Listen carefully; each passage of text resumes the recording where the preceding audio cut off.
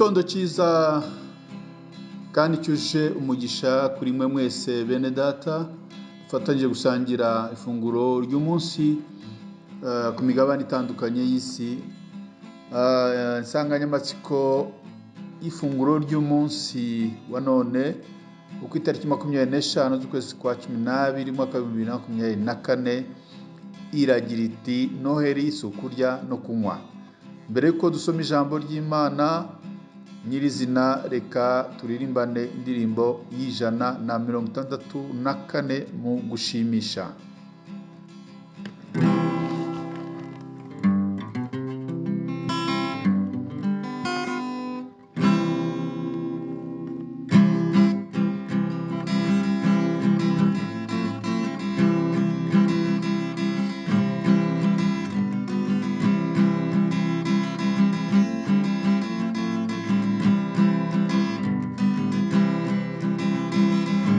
Samuki Betelehemu amuyambishije umuvure, umunyambabazi nyinshi cyane, kuko yaje ashaka, kuko yaje ashaka, kuko yaje ashaka, umunyambabazi nyinshi cyane, yazashaka.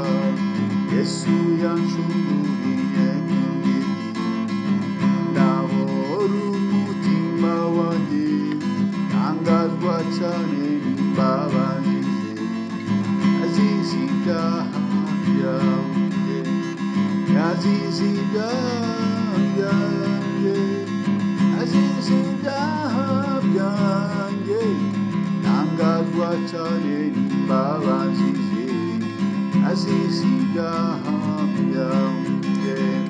Yesu nawe magutiza abantu, ntitugasubire mu ngeso mbi, ngo tuzabane nawe mu ijuru.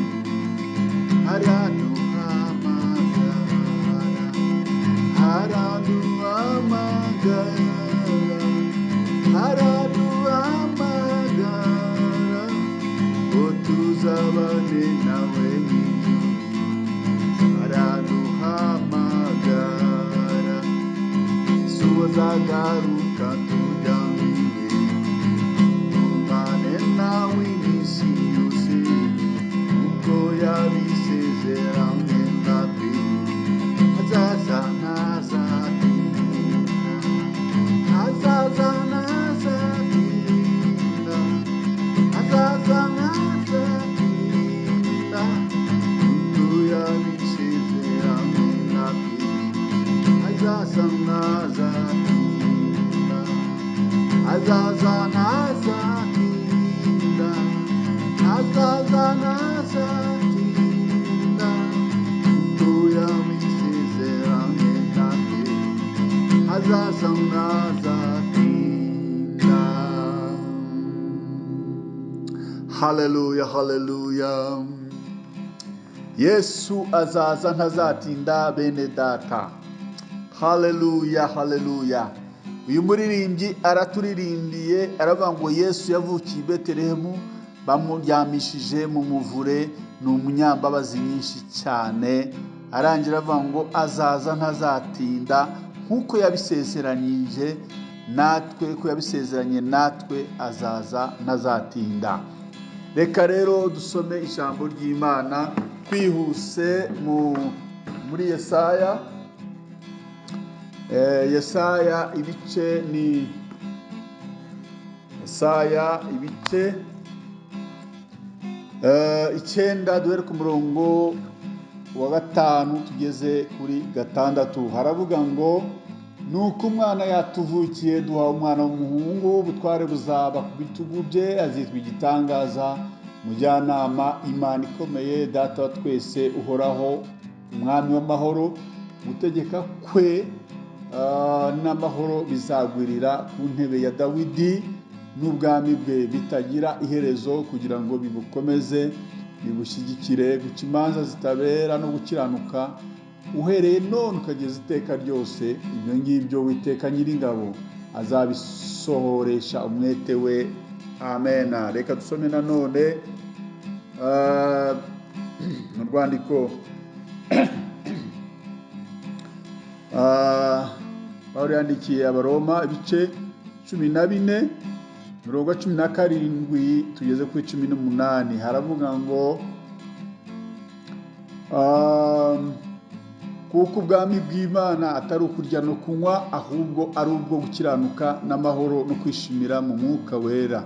Ukorera Kristo atyo abanezeza Imana kandi ashimwa n'abantu. Amen.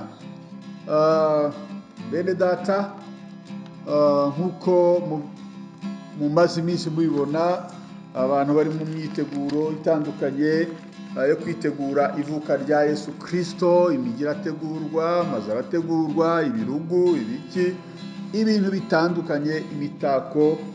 Iyo urebye ukuntu imyiteguro ya Noheli iba ishimishije mu batuye isi, yaba ariko twitegura Yesu Kristo mu mitima yacu, biba bishimishije kurushaho cyangwa se kuruta cyane, kuko abantu b'ingeri zose bitabira kwizihiza Noheli.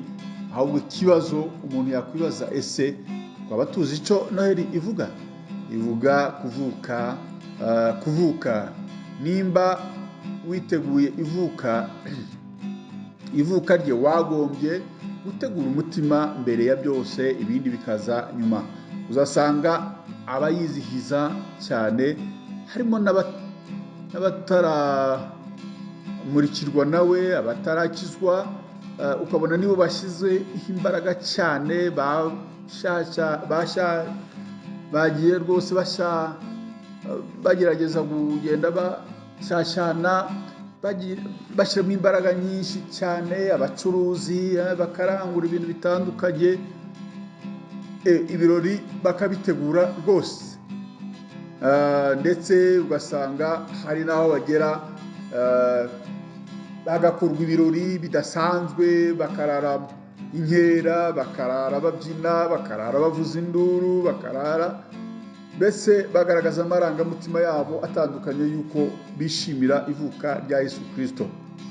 Ariko ikibabaza ni uko akenshi muri ibyo birori rimwe na rimwe birangira havuyemo amarira, inguma, induru n'ibindi. Bo bakakubwira ko aribwo buryo bwiza baba babonye ko rwose Noheli yatashye mu mitima yabo. Ndetse na mu gitondo ugasanga hari abaraye inkera, bagenda bandika iminani mu mihanda, ariko bo bose bakakubwira ko bizihije Noheli. Hari n'abandi barara mu tubyiniro, hari n'abandi baboneho umwanya wo gukora ibyaha bitandukanye, ubusambanyi, ubusinzi, imirwano, yewe ibyaha bitandukanye. Ukibaza rero uti, none se mbega iyo Noheli yaba ari Noheli ki ivangamo n'ibyaha? Kwizihiza Noheli ntabwo ari ukurya no kunywa no gukora ibyaha, ahubwo ni ukwemera Yesu Kristo akavukira mu mutima wawe. Aho kwemera ko ubusambanyi buvukira mu mutima wawe, ubusinzi, imirwano, kurara inkera mu tubari, ngo wijihije Noheli. Oya, hano uba witiranyije ibintu n'ibindi. Kuyizihiza ni ukumwakira akakubera umukiza w'ubugingo bwawe. Mwene data, ndakwifuriza kugira Noheli nziza uyu munsi, ndetse n'abawe. Ariko mbere na mbere wibuke ko ugomba gushaka ubwami bw'Imana no gukiranuka kwayo, ibyo bindi bikaziraho nyuma. Reka ngufashe dusenge Imana kandi kugire neza. Data, mu izina rya Yesu Kristo, nkweretse uyu mwene data wemeye kwitanga agatanga n'ibye kugira ngo Noheli ibashe kugenda neza. Ariko ndamusengeye kugira ngo n'umutima we n'ubugingo bwe n'umuryango we babashe kwakira Yesu Kristo nk'umwami n'umukiza, ababere umwami w'amahoro, igitangaza, ahindure ubuzima bwabo. Urakoze, urakarama, bana natwe muri byose, mu izina ryera rya Yesu Kristo bisenze. Amen, amen, amen. Mwari kumwe na mwene so muri Yesu Kristo, Bishop Apollinaire Musafiri Gakombe, umushumba mukuru w'itorero The Evangelical Covenant Church of Rwanda ECCR. Imana y'amahoro ibane namwe, kandi mbifuje mwese uyu munsi kuza kugira Noheli nziza n'imiryango yanyu, kandi umwami w'amahoro akomeze kuvukira mu mitima yanyu. Ahari imivurungano haba amahoro, hari induru habe ukwishima no kunezerwa, kandi nawe ubashe kwandikwa mu gitabo cy'ubugingo. Urakoze, turi kumwe, nakagaruka.